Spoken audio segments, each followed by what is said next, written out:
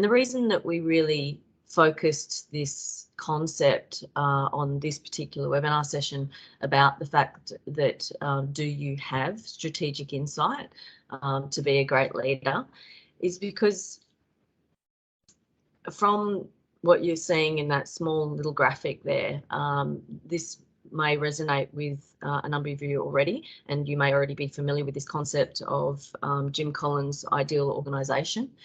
So you can see really at the top of that leadership triangle, where we're talking the leaders and the executives, that what we're needing more so from the perspective of long-term views, implications and consequences, seeing that, you know, like our culture at the moment really does quickly move on to next steps and believes often in a reactive or responsive leaping before deliberately looking at what the bigger picture is. And such experimentation is not really as concerned as it should be in terms of the value of holding that strategic insight at a level where it can integrate the aspects of looking down the road and around the corner. And in terms of being a strategic leader, you know, we really talk about those people that can create the vision, but not only create the vision, but have the people and the bigger picture in the understanding of the legacy that they're leaving behind them, or that they're garnering the people around them to support. So strategic is the big draw card for what we understand over the last 40 years of the research of this particular assessment isn't as dominant in our field of vision as it needs to be, particularly at that executive and leadership level.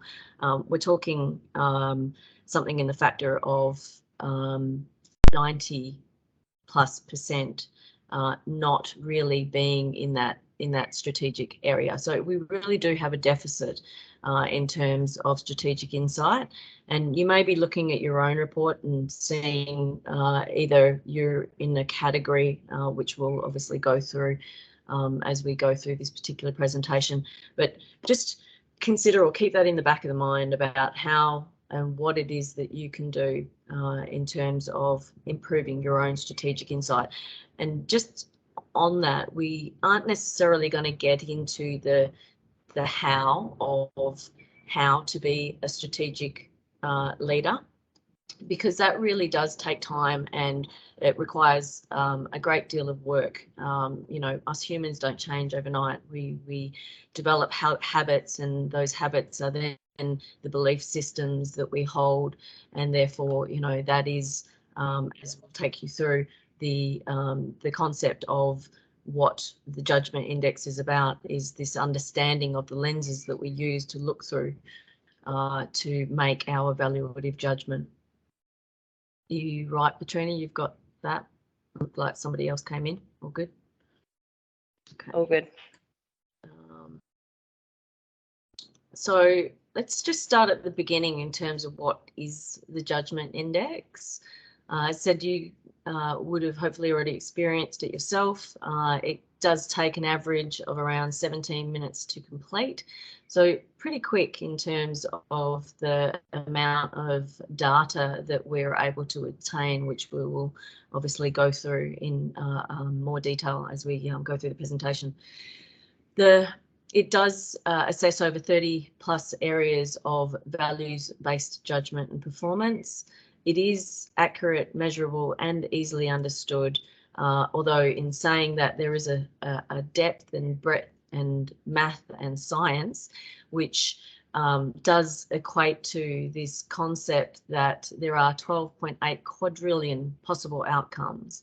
And I love that number for one reason, and that is that I've been banging on the drum that, you know, each of us humans are unique in our own expression. You know, we may be had very similar life experiences, but our version and view of the world can still have its own nuances.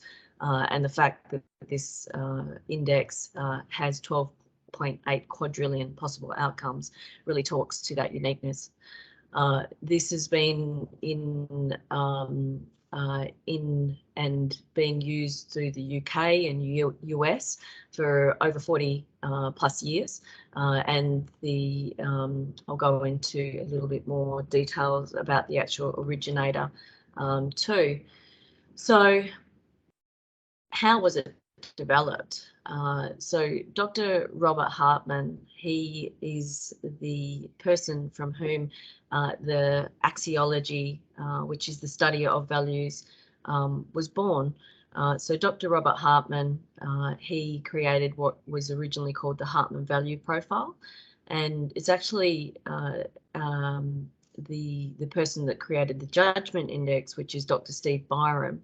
So his vision, Dr. Steve Byram, because he worked under and studied under Dr. Hartman directly when he was around.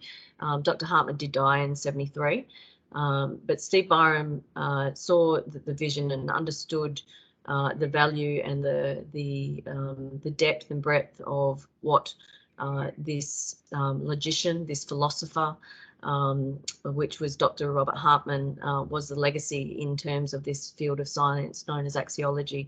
And he wanted to further that and modernise it into what we see today, which is the Judgment Index, because he really, like it came down to this concept for Dr. Hartman quite simply anyway, in terms of the way that I view the paths that he was looking down, in that he was seeing a lot of personality profiling happening in and around the 50s, 60s and into obviously the 70s before he died, where personality profiling for him was showing about behaviours, but that was really just the tip of the iceberg.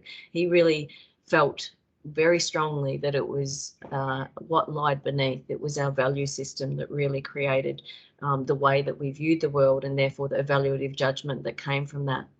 So, you will likely, given the numbers of roles and the people that are on the call, have an understanding of what's out there in the market at the moment.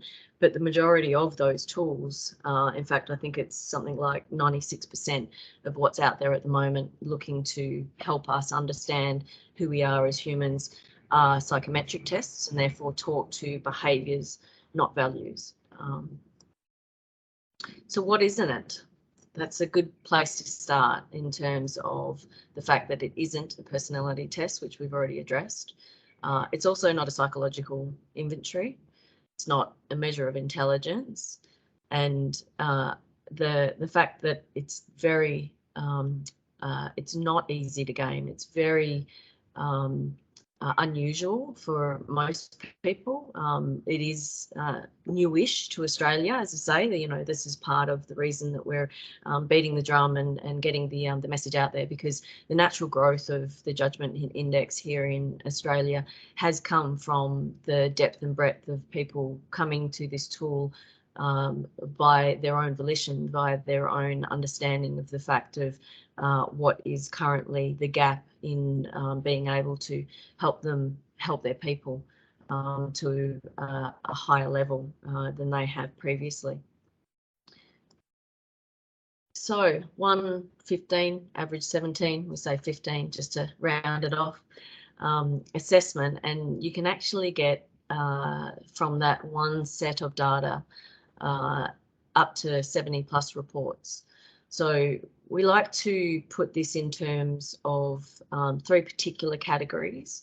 And again, for the Judgment Index, this is about the reasoning behind this is, if you look at integrating it from a leadership perspective, which is where we're starting this webinar series, you've got the opportunity to ensure that you're creating a level of self-awareness in our leaders. You're creating that level of strategic insight where they're looking to understand not only the data that's coming through the first initial levels of recruitment, but then also into the concept of ongoing development.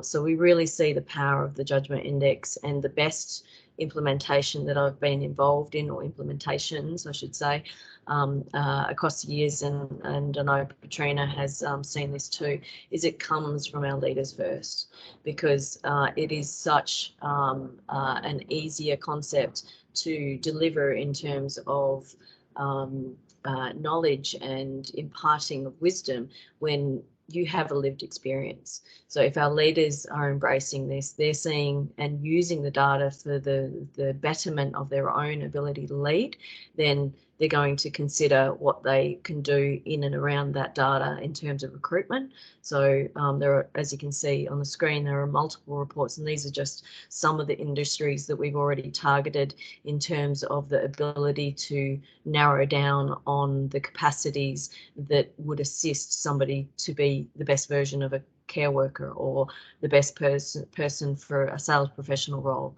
There are multiple aspects that we can drill down on in terms of existing reports that have been tested in industry in regards to recruitment.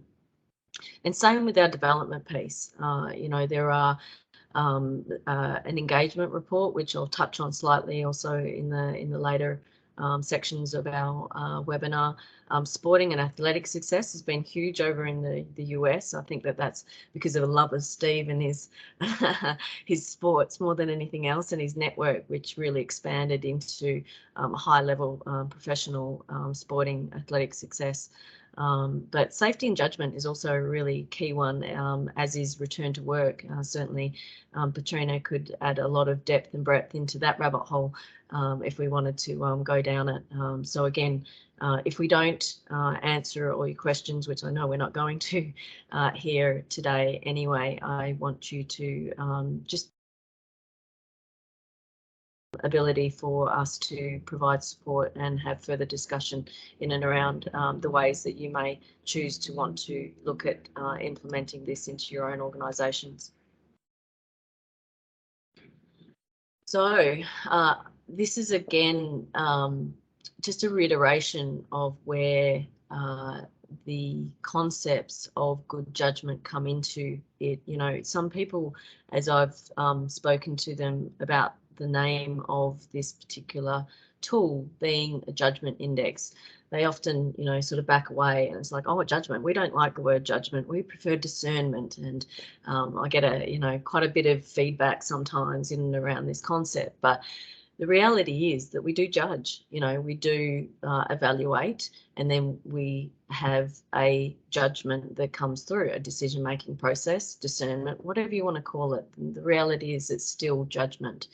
And what we see quite clearly in terms of the critical equation for success is exactly what you're seeing on your screen, is that you can have competent skill set. You can have somebody who has that qualification, that license, their job description, their CV, I should say, comes with everything that you want in that perfect person.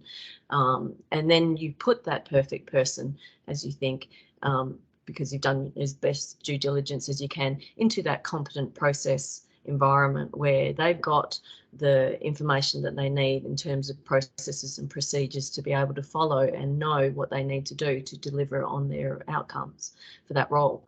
They've also got access to good information, the people around them, the data that's being entered into their CRM system, into their safety management system, into their HR system. But at the end of the day, all of that will only be as successful as the person that uses that information and then adds their own level of good judgment, which will therefore exponentially enhance the contributing factors and then lead to excellence.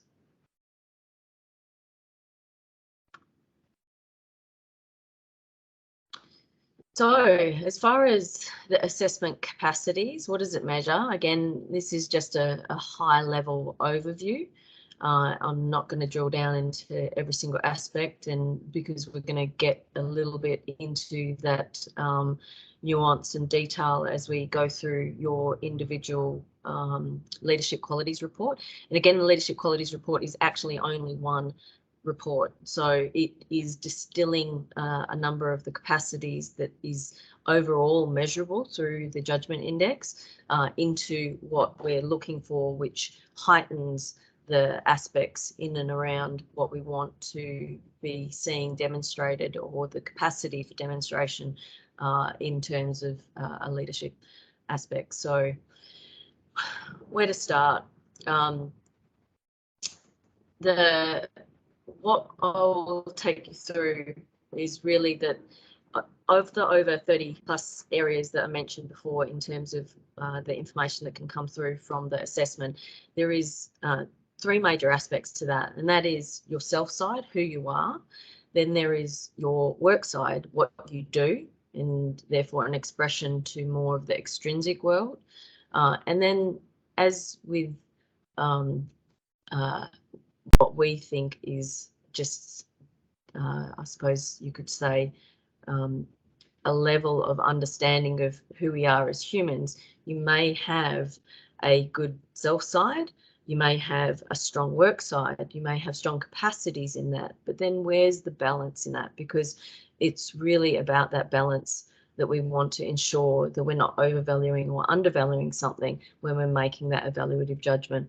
So it's really those 3 concepts of self side, work side, and then the balance that sits on the top of that in terms of your judgment. So as I said, we're going to, the leadership qualities report is distillation of some of those capacities, which we'll look at. And the common thread across all of these is one's judgment capacity. So being a strong leader goes beyond being an individual who is just strong in problem solving or strong in their moral conscience or strong in their focus and concentration. With that strength, you without, again, the balance, you can act like a bull in a china shop. So for example, the problem solving capacity, you know, do you go in there and make decisions before anybody else even gets a word in? How are you considering that that's affecting the people that are around you? Because at the end of the day, one of the great quotes that I love from John Maxwell is, good leadership isn't about advancing yourself, it's about advancing those around you, your team.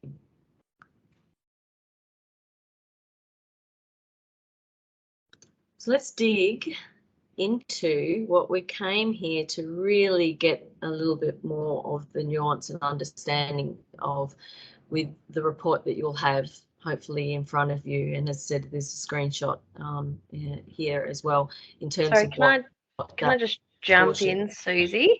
If anyone doesn't have a copy of their leadership qualities report, can you just put a note in the chat and then I'll make sure that's emailed through. Hopefully we've sent them all out, but if you haven't got a copy, let us know and I'll get that to you now. Great, thanks, Katrina. So as we've already sort of touched on, but I'll reiterate here, you know, based on a number of personal factors, we register various perceptions, we evaluate the importance or the significance of what we've perceived, and therefore we make an eventual judgment about that meaning, the importance, or in other words, the value that we have perceived and experienced. And the Leadership Qualities Report looks to delve into 10 key areas as well as the potential leadership obstacles. And we're going to go down and actually look at, the different capacities that surmise under each of those headings. So what is passion to lead in terms of some of the capacities that come through and therefore are measurable in terms of the report, and same again with ability to inspire, etc. But just at this point, I want to really, you know, highlight and about why we use this report and therefore the reference to Johari's window and the fact that, you know, if we don't come with the capacity to be open-minded about where we're at in terms of our strengths and our development opportunities, then how can you ever change? Because it comes through choice. You know, before we go into anything further, you know, and I think in terms of looking at your own report, and this is often how I coach it too, in terms of the leaders that I take through this process, is give yourself credit for your strengths. You know, don't be looking just in the weak or the moderate column and you know, beating yourself up about it. Give yourself some real credit for where your strengths are. Yes, you know, you want to determine the qualities you want to work on in terms of those weaker or moderate capacities, But also, again, you know, we're going to talk about how some strengths can actually also be weaknesses, like we described before in terms of problem solving. So this really is about your own critical self-awareness and analysis on your leadership. And, you know, outside of this this webinar, you know, you'll want to have a look at this, or I suggest and recommend you look at this in terms of what you choose to focus on, because none of us like to be told. At the end of the day, you know, I have a strong belief and lived experience of my ability to move the dials on my reports over the periods and years that I've done it have come from a conscious choice of what it is that I want to work on. So ask yourself, what would you enhance? What capacities that you might need to manage performance in terms of those that you lead? There's really an opportunity to use data like this to deliver targeted coaching, you know, whether it's to other leaders in your team or through different types of reports, because one of the key areas that I know for myself that I've loved about using this report in terms of that delivery of helping somebody come to their own conclusion about what is seeking or may not be working for them, or that they want to work on in terms of this, is it is metrics and data. You know, this is a the ability to take out of a coaching conversation the subjective nature, because I didn't put this together. None of these reports were me showing you or throwing something in front of you in terms of the capacity for you to focus your attention on in consideration of what you might want to develop, because you're the one that did the 2 sets of 18 statements. You're the one that created, therefore, the evaluative judgment that that you're seeing in front of you. So it does take off that subjective nature in terms of performance management. There's also a really powerful way of demonstrating your own leadership, sharing your results, showing this to people in your team, you know, that transparency of highlighting, yeah, I'm your leader, but I've still got areas to develop, you know, and I'm working on them, and I want you to help me work on them. And then as an individual, we are talking about leadership or adding leadership to the equation. So it's not just about being proactive individually as a leader, but how do you then convey the benefits of being proactive in development overall to those that you lead? Coming back to that, advancing your team as the reason for our focus on leadership. So let's dig in.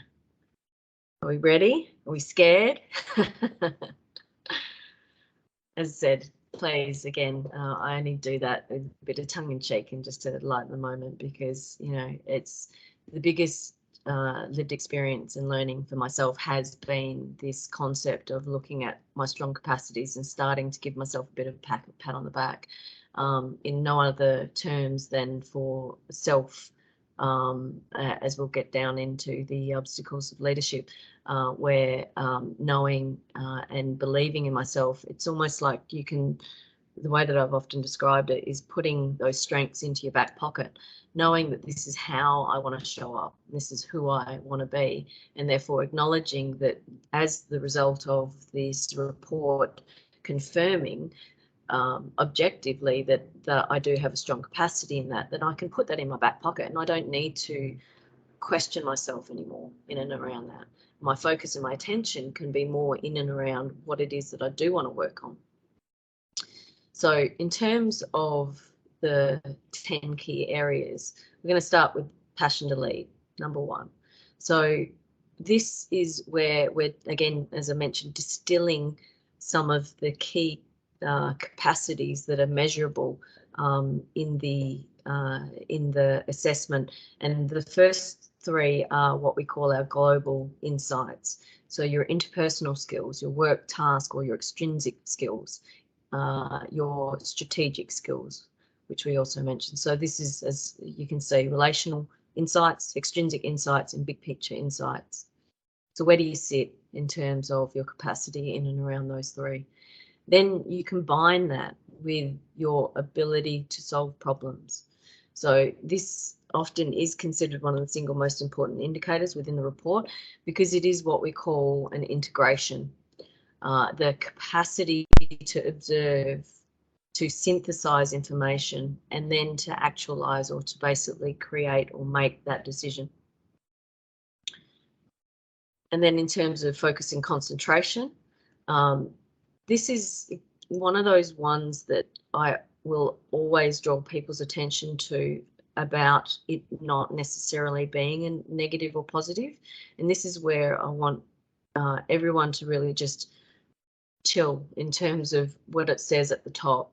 Weak, moderate. Please don't focus on those terms. Look in and around what it actually is measuring. So it's measuring focus and concentration, and focus and concentration, as I said, is not necessarily about a negative or a positive, because this is looking at capacity to focus on problems in our external world, but that's without disruptions, without distractions, without breaks in concentrations. That's what we're really looking for.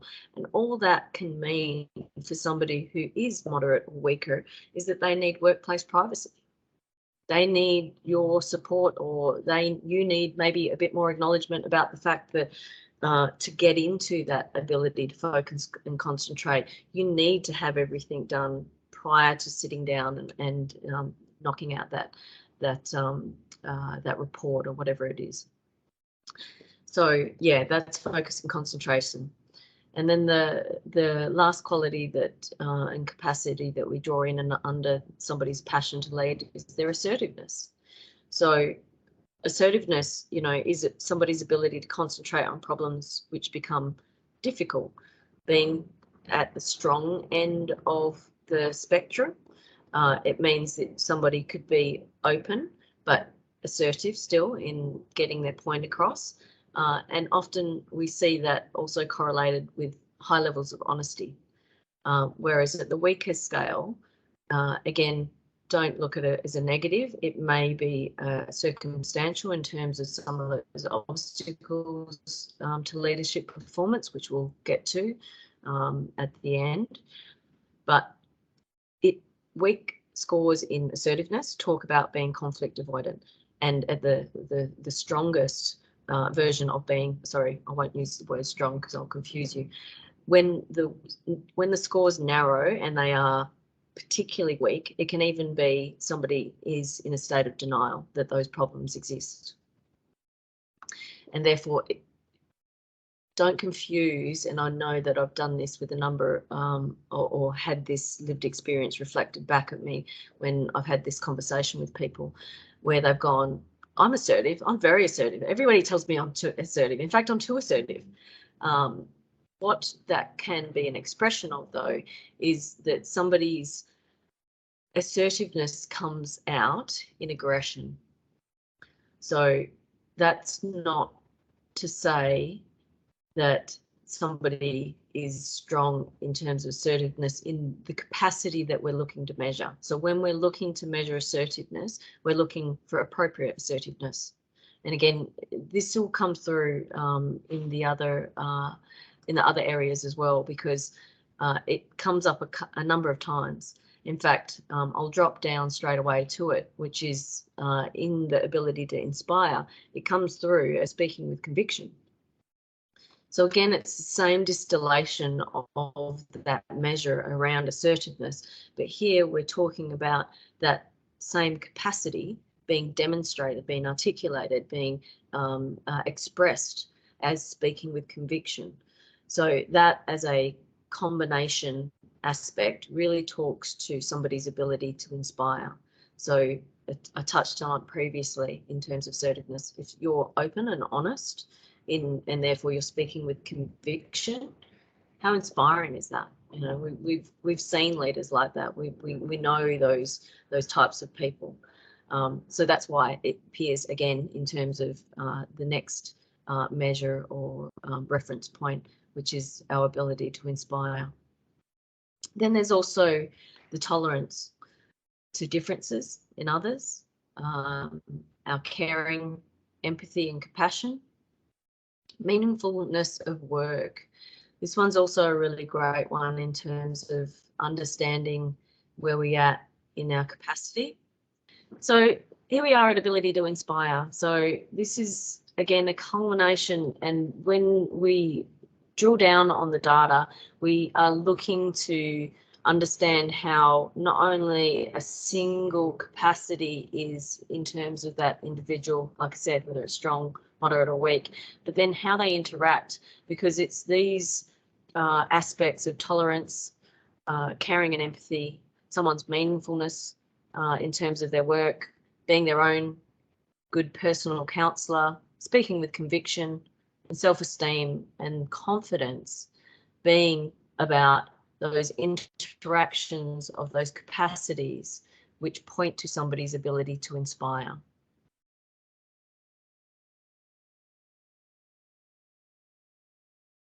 So I think where we were at in terms of self-esteem and self-confidence, I really want to bring that one back into the conversation, more so when we hit the obstacles to leadership and performance.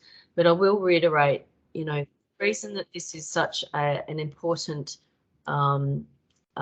reference is it's about your positive recordings. And this is where I was saying about in terms of our strong capacities and focusing on those enough to acknowledge ourselves is what builds self-esteem and self-confidence, because there may be people that give you that little leg up, but self-esteem and self-confidence is only built through the positive recordings of your internal affirmations.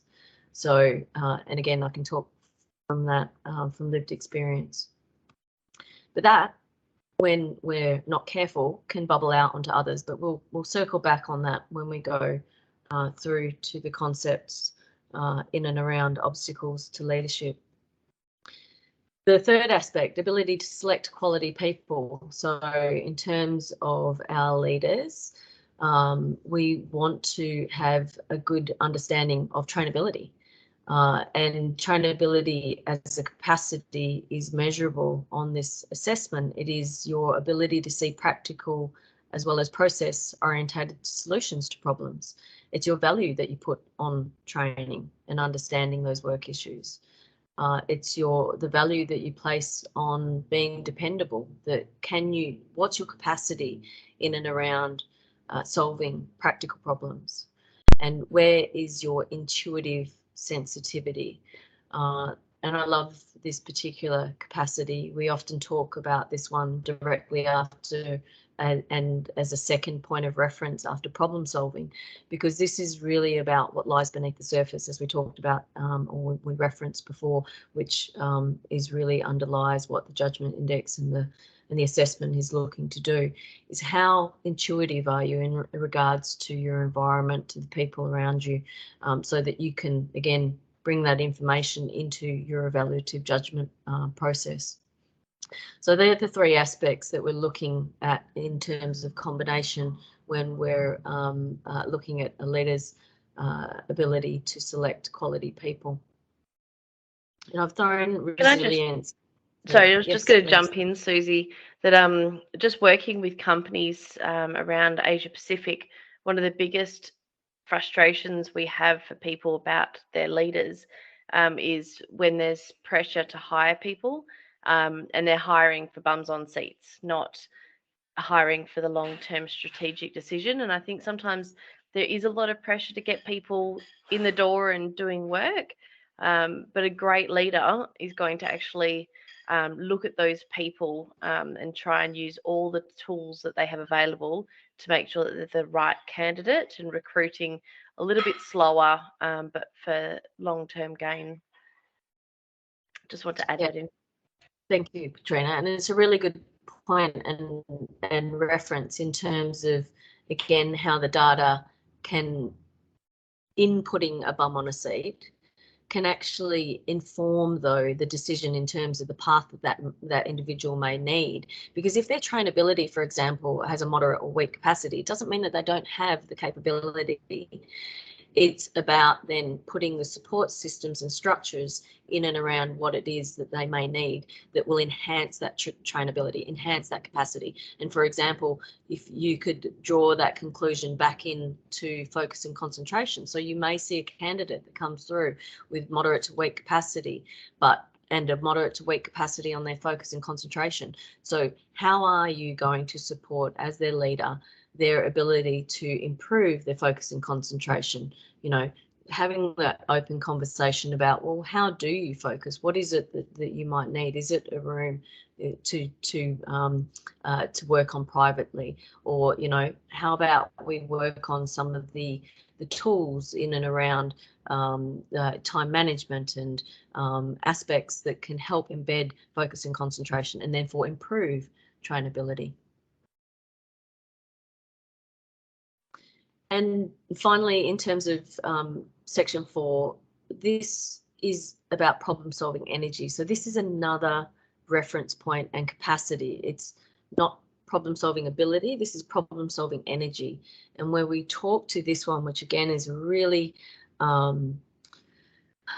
it's one that in terms of the data that we've been seeing over the last 40 years, it really does sag in this domain quite almost illogically for some people because all their other capacities in terms of their work side are strong. But what we talk to in and around this particular domain and the sag that we see with it is because it does reference the fact that it will be influenced by stress, but not just stress. So stress is like as an environmental stress is one of the key factors that we talk to, but it's also the overwhelming number of responsibilities. And thirdly, it's a lack of appropriate rest. So some key indicators and things that somebody can work on to develop their resiliency and therefore their problem solving energy, their ability to focus their attention and their capacity to therefore deal with difficult people, situations, and retain a positive degree of control. That's what we talk about when we're referencing this capacity of problem solving energy. It's really about that corralling and bringing together the resources that will help you in those situations and maintaining that level of resilience. And in the interests of time, I've also just collated the next aspects of courage, ability to provide and receive directions, trustworthy, and managing relationships. And clearly because there are some of them are quite targeted in regards to the capacity reference that it's talking to, because you can see with courage, again, this is where the assertive capacity comes in. When you're combining and looking for somebody with courage, you want somebody who speaks openly and honestly. You want somebody who has a good sense of self. So a key measure, and that's what that sense of self, role identity, and dealing with change is about, is how does somebody identify themselves? Do they identify purely with their roles, and therefore are you going to have a concern either with self or with others in terms of changes in that environment? So if I'm no longer the CEO, or if I'm no longer the director of marketing, who am I? You know, that's the type of role identity that we're talking about, that concept of how much have we interwoven what we do with who we are.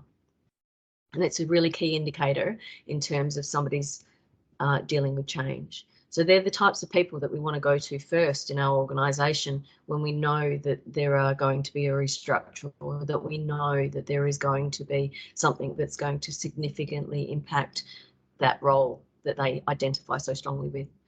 The other point about dealing with change as well is being able to help people deal with change up the line and down the line. So a great leader, one of the characteristics that we're finding is someone that can speak openly and honestly with their senior leadership team about challenges that their team might be facing, but then also be able to support their team in dealing with that change that might be a little bit out of their control, or might be something that team might be pretty anxious about. But that open and honest communication for, up and down and sideways helps everyone around them handle different changes within organisational structures. Yeah, thanks, Petrina. And in terms of somebody's ability to provide and receive directions, so how strong are we in the capacity which talks to specifically at a practical level, your own ability to follow, understand directions, as well as give directions well. And then trustworthy. This is where that reference that I mentioned earlier about you may have a strong capacity in something, whether it's your problem solving ability, whether it's your tolerance and empathy, whether it's your speaking with conviction. However, where is your balance in terms of that evaluative judgment? So your balance towards people, your balance towards the work or the task at hand, and then your balance towards the decision making or the ideas that are on the table. So this is where all of those capacities deal or drill down into this, whether or not we overvalue, say, people in a decision-making process, and therefore may, as a result of that, lessen the evaluative judgment that we're going to make based on the task and the strategic or the longer term view, or are we even gaining people's ideas into that process when we're making that evaluative judgment? So where's our balance in terms of those three? Because that's the lenses that we talk about in terms of our evaluative judgment. It's whether or not we have our intrinsic people relational insight lens on, whether or not we have our extrinsic work task lens on, and our strategic, our big picture insights. So the ideal leaders have this ability to have those three lenses on almost simultaneously, or at least shortly followed thereafter, where they'll go through this decision-making process of, okay, what's the impact to the people? Where's the task that we need to get done to fulfill our obligations, our outcome, and what is going to be the biggest impact? Who do we maybe need to bring into this decision-making process to ensure that we're not taking and putting power over others, and that we're actually engaging them in the process?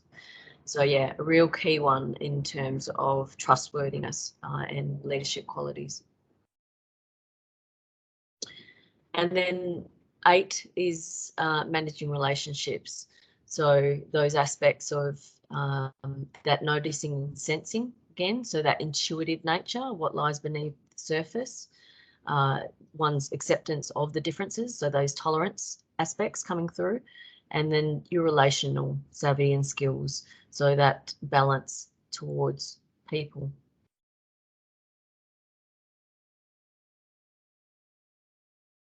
How are we going, Petrina? Have we had any thoughts, questions, anything? Are we happy that we're getting through? We're ticking along really nicely. Happy for anyone to, if they have any questions or statements, or if anyone has any comments, or feel free to jump in. You can jump in via the chat or put your hand up in the webinar as well. So happy to take questions and statements.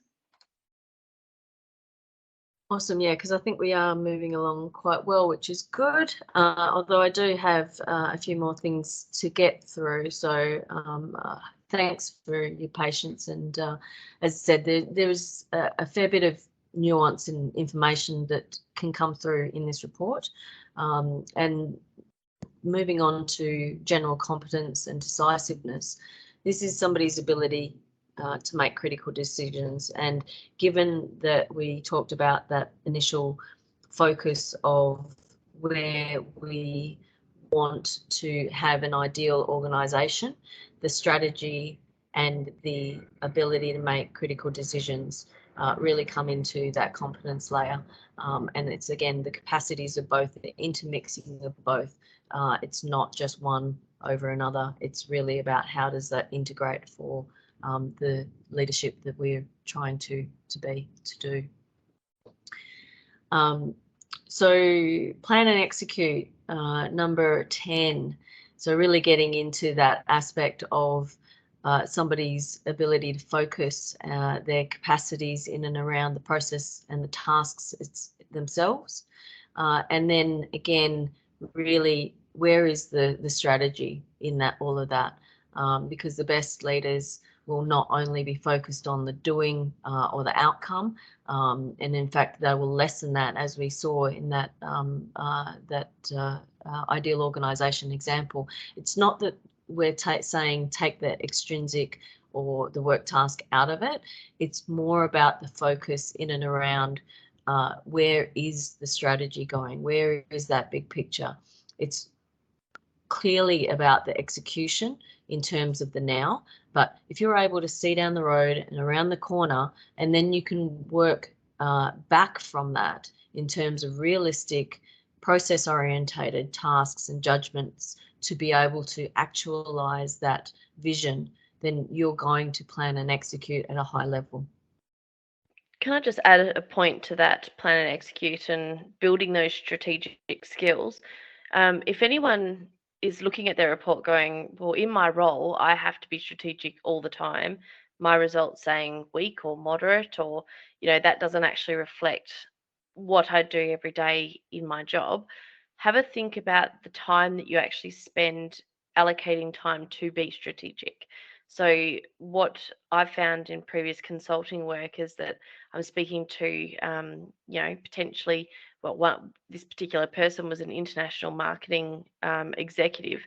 Her whole job was being strategic, and her strategy score was actually quite weak.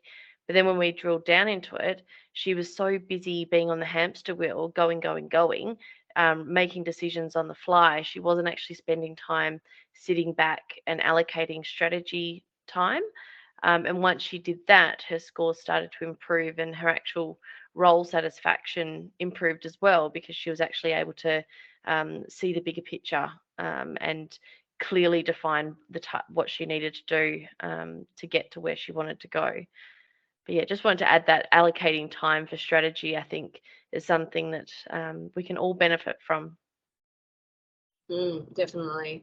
And it's a really good reminder for me too about the note that I put in around the fact that capacity in an area will therefore, in terms of the case of weak, is just about being less likely to be expressed or actualized, as we also refer to it in technical terms. So at the end of the day, like what Petrina is really pointing out is that without awareness, and therefore an individual's ability to more consciously choose your reaction or your actions, then nothing's going to change. So if you want strategy more in terms of your strength, then you do need to make a conscious choice in that. And again, reference to balance, that's the other thing that I just want to bring into that bigger picture.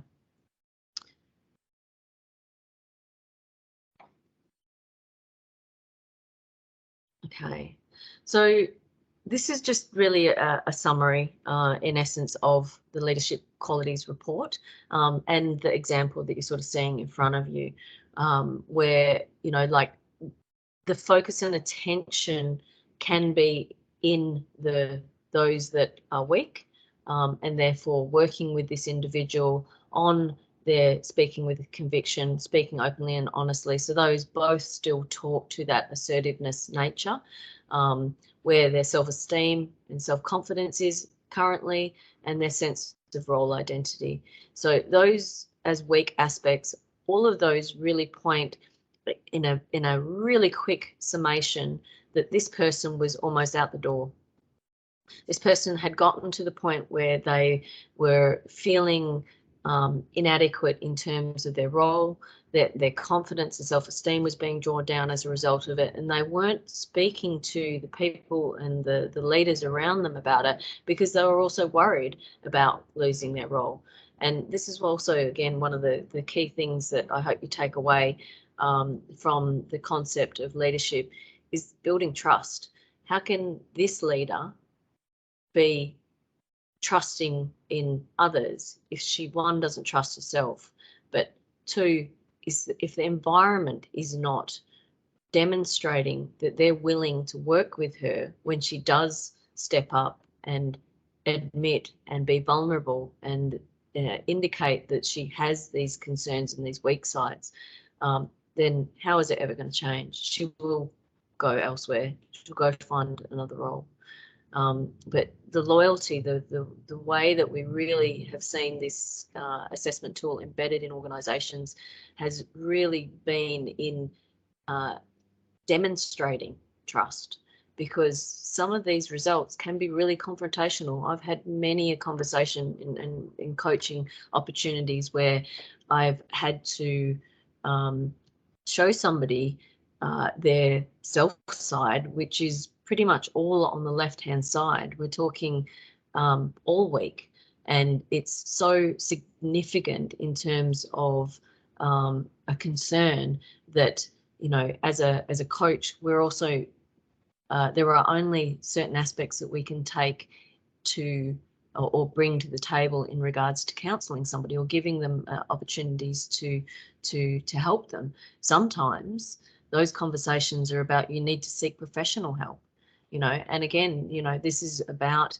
the capacity as leaders and using data that can inform those conversations, not subjectively trying to tell somebody, oh, you're acting a little crazy lately, what's going on? You know, let's be honest. Let's be honest about where we are at, and then let's engender that trust with others, because we're willing to show our weaknesses, our moderate capacities, and what it is that we want to consciously work on.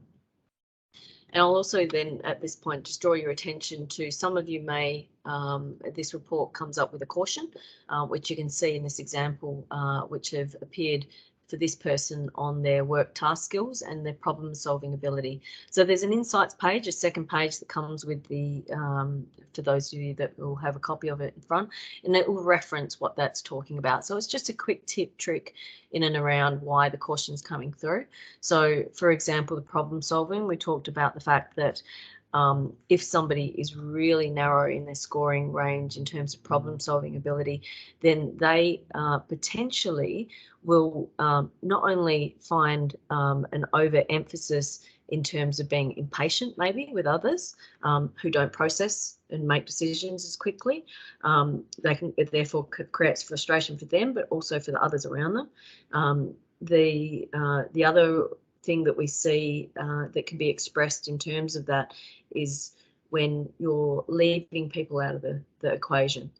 So yeah, so again, that's why the caution comes up. You may have a strong capacity in it, but what is the counterbalance of being so strong in something that you still need awareness of in terms of your leadership and leading others?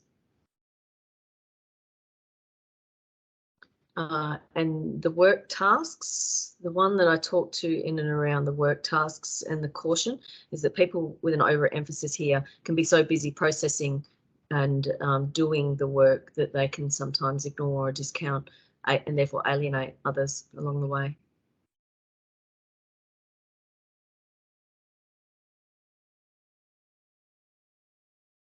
Oh, this is one of my favourites. This is really it was a key addition to this report, and you know, obviously over the 40 years, you know, we're constantly seeking to analyse the data and present it in a manner that provides the most value to our clients, to the people that we serve, to the leaders, to the people in your organisations. And obstacles to leadership were clearly coming through.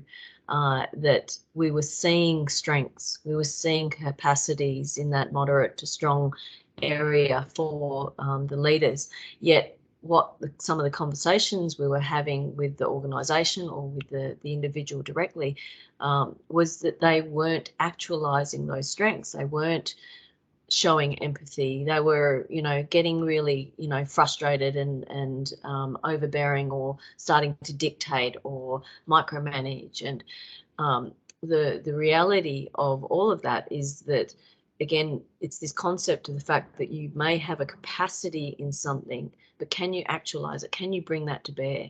And this combination, because we are nuanced human beings and we are not just one capacity, and we're not maybe even just two capacities. In fact, we're 30 plus apparently, and then some, that there is this concept of, if we don't have a strong self side, and this talks to both stress in terms of the professional as well as the personal, but then the other two aspects really come from that self side, where we're having either too much self-criticism, and you know, that old adage that you may have heard from others, where, you know, gosh, you think he's hard on you, you should see how hard he is on himself. You know, it's true. You know, if self-criticism is left unchecked, it will boil out onto others, especially when we're stressed, especially when we're tired or hangry, as I call it. Hungry, angry, lonely, all of the above. So, you know, the obstacles to leadership are a real key one. And we see this even in this little example off to the right here of a group report, which I'll take you through actually in another couple of slides. Another way of, you know, analysing the data and pulling it together and helping you make some strategic decisions about the direction you want to support your people with. But yeah, self-criticism, too hard on self and others, you know, it's a key one that we often see. That stress in life, you know, from a personal and professional perspective, where we see the best leaders is that the capacity is there, and we're not talking about just an immediate stress. This I've seen some really good, you know, leadership reports come through where the capacity is in that strength, yet they are expressing to me how much stress that they've got on in their life right now. The reality is that this is almost, well, it's not almost, it is, it's a nuanced capacity to measure the stress that can be environmental and apparent now, but it can also be a measure of somebody's deeper layer. Again, that real, you know, value belief system of stress is just part of life. You know, what is our coping skills? What do we do in terms of our attitude towards stress? Do we just think that all stress is, you know, is the worst thing, and, you know, I've got to avoid it? So there are ways of building, again, capacity in and around your coping, your attitude towards stress, which creates the resilience, which creates the ability for you to not erode your strengths in your leadership. And the dealing with difficult people and situations also came up in the earlier categories. That's that energy level again. If you do not have the energy to deal with difficult people and situations, you will express it. So again, that as a reference point is about the capacity to retain a positive degree of control and direction of situations in which people, difficult people, may be trying to dominate. And therefore, another way of putting it is a creative, directive patience that can be developed.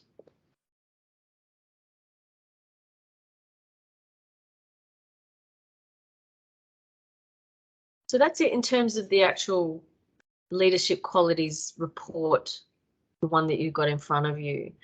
Where I wanted to summarise this information in this webinar is really in and around those other aspects that I mentioned, in that what you're looking at here on the right hand side is what we call our Blue Diamond report. So this is our most comprehensive and holistic report, because as you can see, this is where it puts all of the capacities that the assessment, that small 15 or 17 minutes of time that you took, this is the pinnacle of that, in terms of the self side, as mentioned, which is listed there as part 2, who you are, and then the actualization in an extrinsic work environment, what you do, our global indicators at the top, and our balance dials down the bottom, along with some reference points to what we call primary judgment types. So again, when we overlay those three lenses of relational, tactical, strategic, what does that point towards that individual is more likely to express in terms of the key traits? How are they likely to show up in terms of their leadership? What are the frustration levels even, in terms of that primary judgment type that we can bring to the table and add to the conversation and the nuance of supporting this person? So what I've done here, though, is just to highlight, like we just did with the, or like I just took you through with regards to the Leadership Qualities Report, is that there are specific capacities that we drill down on to pull a report together, which then talks to, for example, general judgment and safety. This is one of our key reports and that is used in the recruitment space because of that aspect of safety. There's a lot of people, whether office environment or not, but safety is really about that general noticing of and sensitivity to one's environment, as well as other aspects in terms of, again, the combination of capacities and how they are expressed, or how their ability to express or support each other in the expression is probably a better way to put it.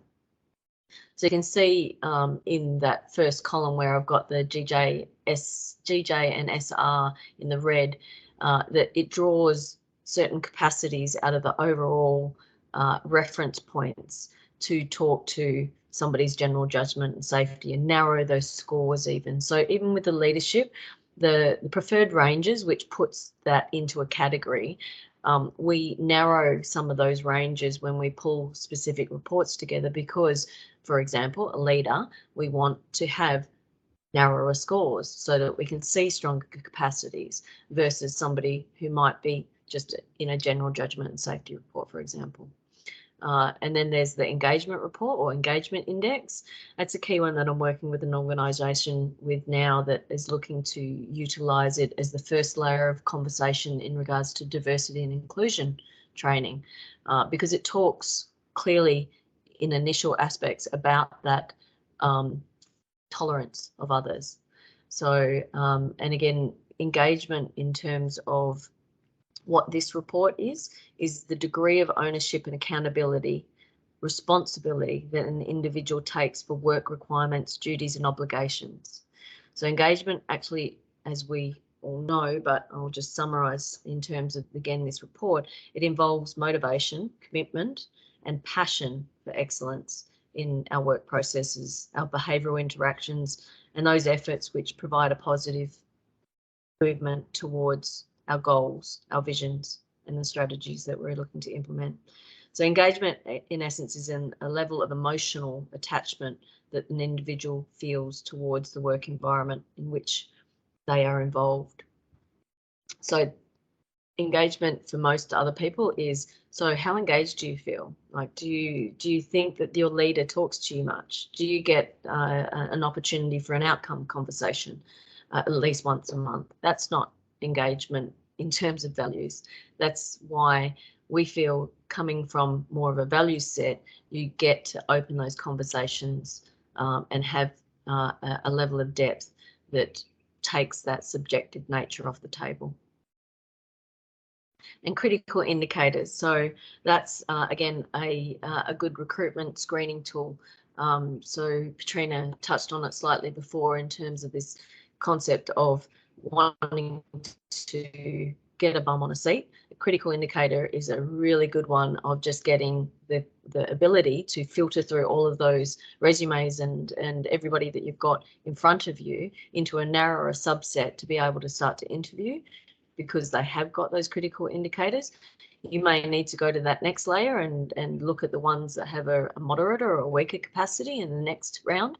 But guess what? At least you've got data to then inform the conversation and how you support that person and drill down on, as you can do with the general judgment and safety report, because it comes with subsets of questions, or it has the potential of that particular report to include a number of targeted questions that can be added in that interview process.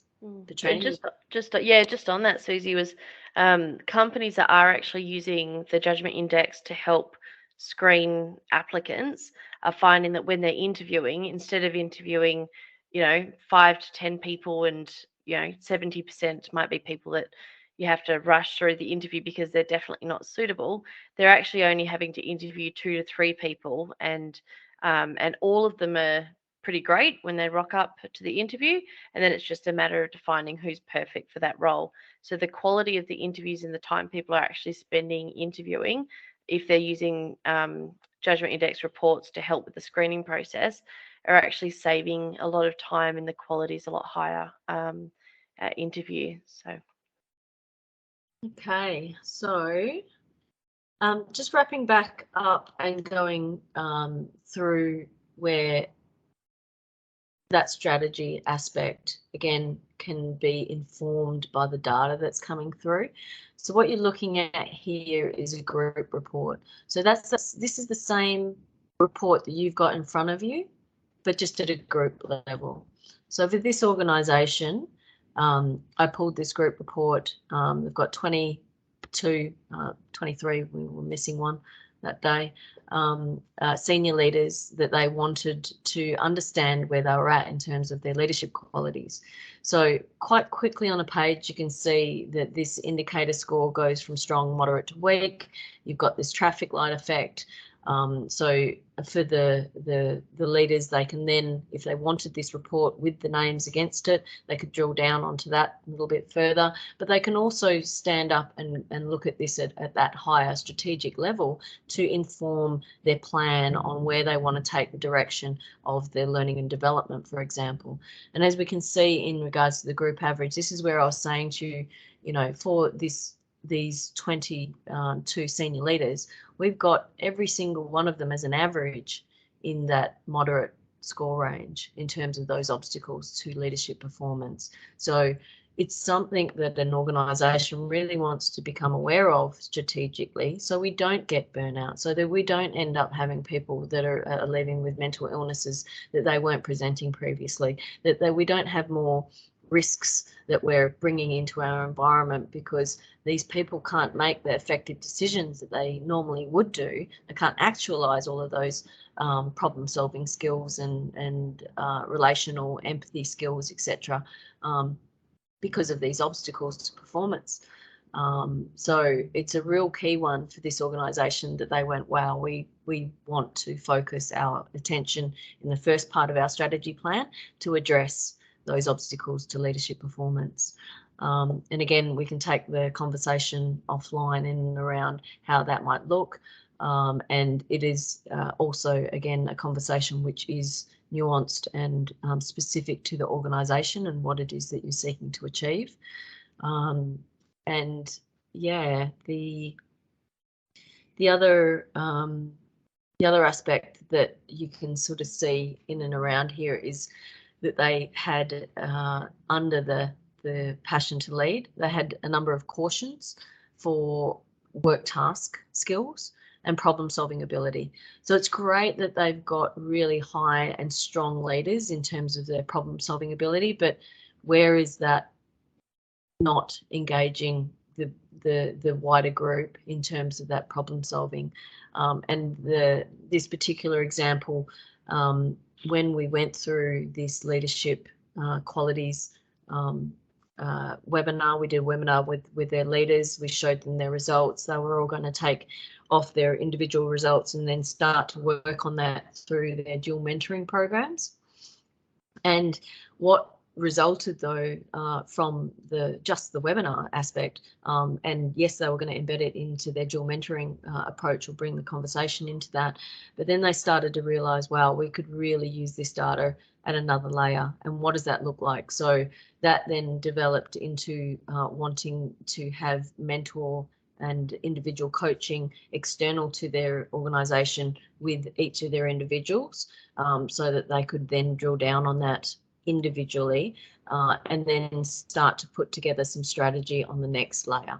So yeah, it was a really awesome conversation to have with an organisation that was really committed to engendering that trust again, that they were there to support their people first, because this particular organisation has a critical line of delivery to their clients in the community service type work that they do.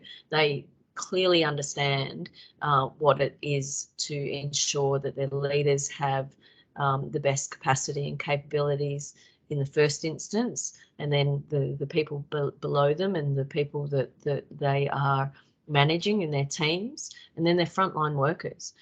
Because how can all of that trickle down to the best level of service that they can give to their community, to their clients, without that that awareness, without that focus and attention in that strategic plan on the longer term vision? Because this organisation has been around 60 years. You know, they have a legacy that they've already built. They do not want to diminish it, you know. So I love working with organisations like that, and this is why I'm so passionate about this particular this type of information and data, because it really does help inform an organisation and to where they can go and where they can use this information to improve. I'm getting a little hoarse. We're nearly done. We are. Sorry. Literally, this is the second last, or the last slide really. The next one's just information on where you might want to get in contact with us. But again, this is just really just a summation of the fact that with data, you've got the ability to baseline your people, baseline yourself. I know that, you know, again, in the lived experience, for me, the key insight was looking at my it's 2018 results, realizing that my extrinsic focus was so strong, and it had to be because I was in more of an operational role at the time, but I was so inspired and so desiring to want to focus my attention towards people, and that really gave me a good kick up the arse to say, you keep talking about the people, but you're obviously still focusing on the task. So what is it? What do you want to do about that? And as a result of that, and some key targeted mentoring, development, and surrounding myself with the right people, I have improved all of my three. And so my task, my work tactical task insight didn't really diminish. It was just left. As I said, I put it in my back pocket, and then I focused on the other two to try to bring them and draw them up in terms of my strengths.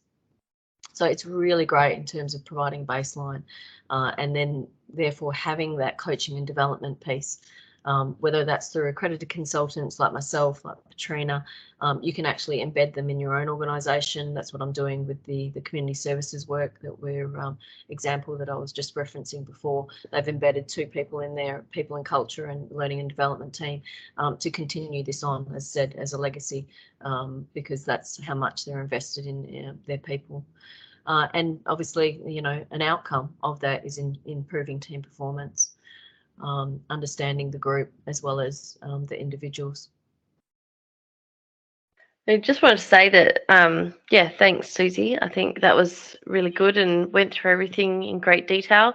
Obviously, everyone has a copy of their report. So now that you have time to go through it, hopefully you've gone through and scribbled all over your report and added some notes. And if you do want to get in touch and have any questions about your specific report, let us know. If you want to have a chat about other reports that we can do, or any coaching, or yeah, bigger picture supports that we can offer, definitely get in touch with us.